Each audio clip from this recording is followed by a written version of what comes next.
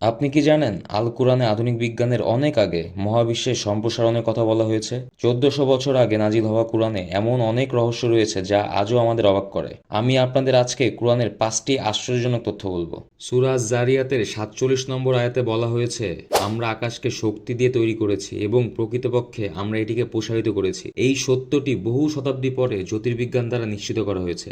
সূরা নাবার 6 এবং 7 নম্বর আয়াতে কুরআন পাহাড়কে খুঁটি হিসেবে বর্ণনা করে, যা পৃথিবীকে স্থিতিশীল করে। ভূতাত্ত্বিকরা এখন নিশ্চিত করেছেন যে পাহাড়ের শিকড় ভূগর্ভে গভীরভাবে অবস্থিত, যা পৃথিবীর ভূত্বককে হিংস্রভাবে স্থানান্তরিত হতে বাধা দেয়। আল কুরআন আঙুলের ছাপের স্বতন্ত্রতার দিকেও ইঙ্গিত করে। সূরা আল কিয়ামার 3 এবং 4 নম্বর আয়াতে আল্লাহ বলেছেন, হ্যাঁ সত্যি আমরা তাদের আঙুলের ডগা পর্যন্ত পুনরুদ্ধার করতে সক্ষম। আজ বিজ্ঞান নিশ্চিত করে যে আঙুলের ছাপ প্রতিটি ব্যক্তির জন্য অনন্য, যা ব্যক্তিগত পরিচয় প্রমাণ করে। গভীর সমুদ্র অনুসন্ধানের অনেক আগে কুরআন সূরা নূরের 40 নম্বর আয়াতে সমুদ্রের অন্ধকারের স্তর বর্ণনা করেছে।